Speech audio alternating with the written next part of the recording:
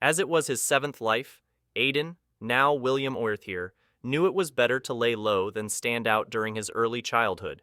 The more capable you presented yourself, the more expectations people would impose upon you. Luckily, while he was born into one of the 5 most influential families in the most prosperous human kingdom, he was only the second eldest son, making him a precautionary heir in the event his elder brother David perished. "Young master, you would do well to pay attention," said a beautiful yet aging woman with faded purple hair fixed in a tight bun, amethyst eyes, and gentle features. The corners of her eyes and hands hinted at her advancing age, but even in her late 50s, she exuded an aura of refinement rather than feebleness. Her outfit, consisting of a muted purple robe and mantle, contrasted the maid attire worn by most of the other female attendants, but that was to be expected as she was William's custodian and governess. Though he was putting on a bit of a performance as a 5-year-old, William was sincere as he grumbled, "Forgive me, Lady Therese, but no one other than scholars and historians cares about history. Would I not be better served learning the lay of our land and its people?" "We can go out and play once you've completed your studies," said Therese, full name Therese Morstan. She was the 6th daughter of a viscount's family from the north and had served House Oirthier, the guardians of the East, for over 30 years. Without waiting for William's response, Therese continued, explaining, "As a prospective lord or sublord, it is important that you understand your heritage and the significance of the Australis kingdom. Your family, House Oirthier, has served for 17 generations." "It really isn't," thought William, closing his eyes and exhaling a sigh. He knew those in power dictated history, and more often than not it was completely made up to provide the pretense they needed to stay in power. House Oirthier had been good to him, but he felt absolutely no sense of loyalty toward the Australis royal family. Smiling and exhaling a faint sigh of her own, Therese attempted to spark William's interest by producing a tiny blue flame from the tip of her finger, expressing, "If you pay attention and study earnestly, I will petition the Lord to allow me to instruct you in elementary magic." Sitting up straight and linking his fingers with the tips of his thumbs touching, William adopted a serious expression as he stated, "Please continue the lesson. I will pay attention this time." Shaking her head in exasperation, but maintaining her smile, Therese proceeded to regale William with the legend of the Australis kingdom's formation. It was said that 514 years prior, the founding king, Callum, joined hands with the champions of the Fey peoples to undertake the trials of 6 dragons. Using the power they acquired, Callum and his 12 companions, who went on to be known as constellations, were able to prevent the servants of the creator god, Plaenor, from purging the world to its primordial state. Doing so severed the world's ties with the divine, but in the process, the people of Andorra gained the right to decide their own fate. Raising his right brow, William, sporting an incredulous expression, asked, "The founding king and his companions defeated the armies of the creator god?" As it was more common for young children to be starstruck or awed by such information, Therese paused momentarily before nodding in affirmation, stating, "Indeed," though not on their own, mind you. At the time, the situation was so dire that even the Demon Emperor and his 4 kings joined hands with us and the other races to prevent our collective extinction. Tensions have resumed since then, but because we fought together, it's not uncommon to see demons roaming around the capital city, Axial, as adventurers, mercenaries, or merchants. "That's pretty incredible," conceded William. It was a lot harder for multiple groups of people to fabricate a convincing story, so while he was certain there was a bit of embellishment in Therese's tale, there had to be at least some truth to it. Adopting a smile, Therese recreated the blue flame at the tip of her finger as she explained, "The magic we use today is actually derived from 2 sources, spirits and demons. In the lead-up to the final battle against Plaenor's forces, each of the allied races shared their wisdom and technology with the others. Humanity lagged behind demons and other races in many aspects, but as we had the greatest numbers and were the only race capable of producing braves, we paid the price for their knowledge in blood and sacrifice." "Braves," parroted William. recognizing the term from several of his picture book fairy tales. Nodding, Therese explained. Before Plinier decided to cleanse the world, he chose humanity as his representative race. Since we were much weaker and lived short lives compared to the Fey peoples, our livelihoods were ensured through the existence of individuals known as braves.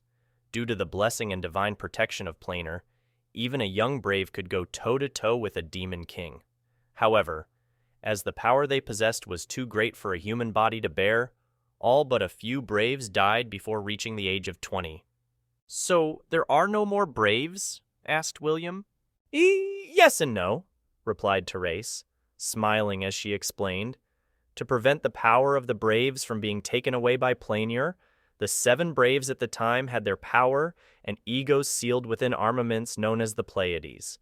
Now, instead of being selected by Plinier, the new braves are chosen via a special ceremony known as the Pleiades Selection Trials. Catching William off guard, Therese revealed, "That's another reason you should train and study hard, young Master William. For the past 500 years, all but a handful of braves have been chosen from among the cardinal houses and the royal family. At the end of each term at the Royal Academy, the top 10 students from each grade are given a chance to earn the recognition of one of the Pleiades. If you are successful, you will apprentice under the current brave, and have a chance to inherit their title once they abdicate from their position." "Sounds like a pain in the ass," thought William, outwardly replying, "That's incredible," like the child he was. He would be lying if he said he wasn't at least a little interested in acquiring one of the Pleiades for himself. However, as he would prefer to avoid the responsibilities that doubtlessly came with the title of brave, he planned to ensure he was never in the top 10. Covering her mouth to stifle a soft chuckle, Therese narrowed her eyes and mused. "I'm certain the young master would make a fine brave. But before that, you must study and learn how to properly orate. Please open your textbook to page 26 and recite its contents aloud." "Yes, ma'am," answered William, his voice a lazy, droning sigh. He was happy to have an actual teacher this time, but as nearly half of his respective incarnations' lifespans were spent training and studying, he found it difficult to feign interest.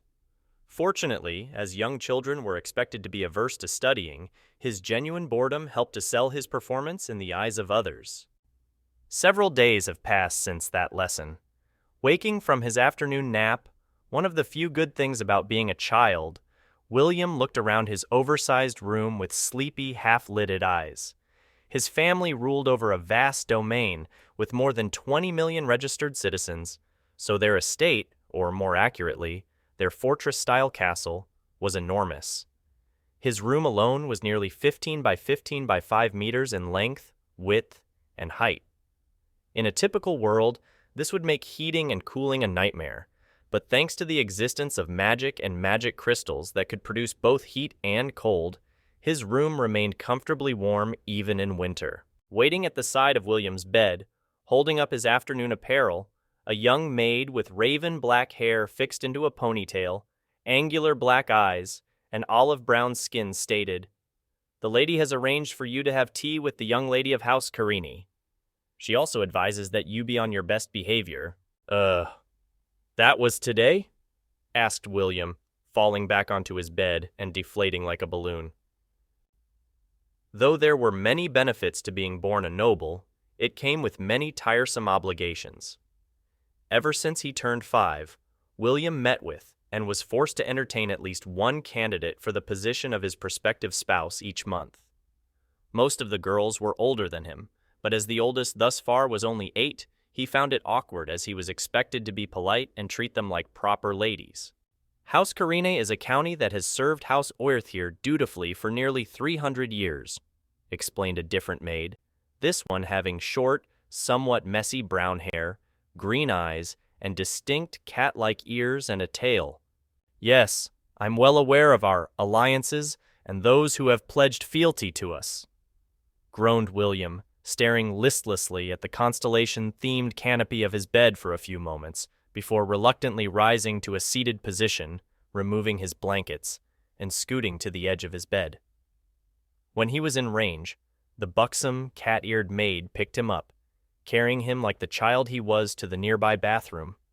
A warm bath had already been drawn for him, but even though he was 5, William wasn't permitted to bathe unsupervised.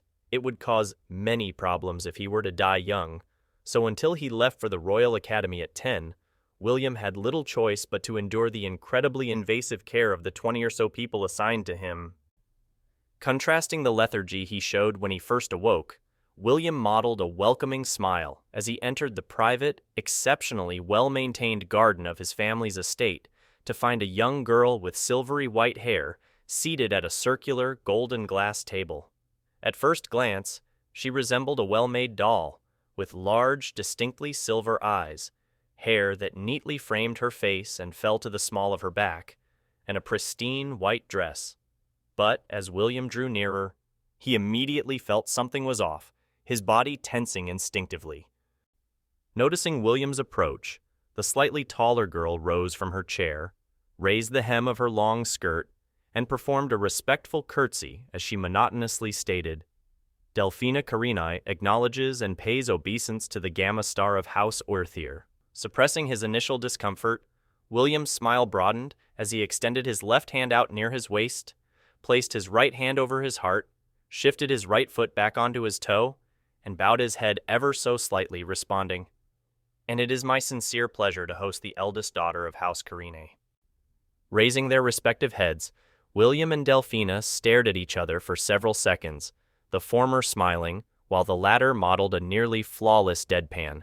It was evident that she wasn't particularly enthused about their tea date, but William didn't mind, maintaining his smile as he gestured to the already set table and suggested, "Shall we have a seat and get to know one another?" Closing her eyes, Delphina exhaled a faint sigh, responding, "It would be my pleasure," before taking her seat.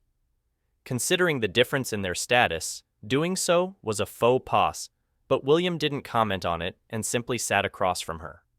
Then, just to be sure, he asked, "Have you ever heard of a group called the Seven Sages?"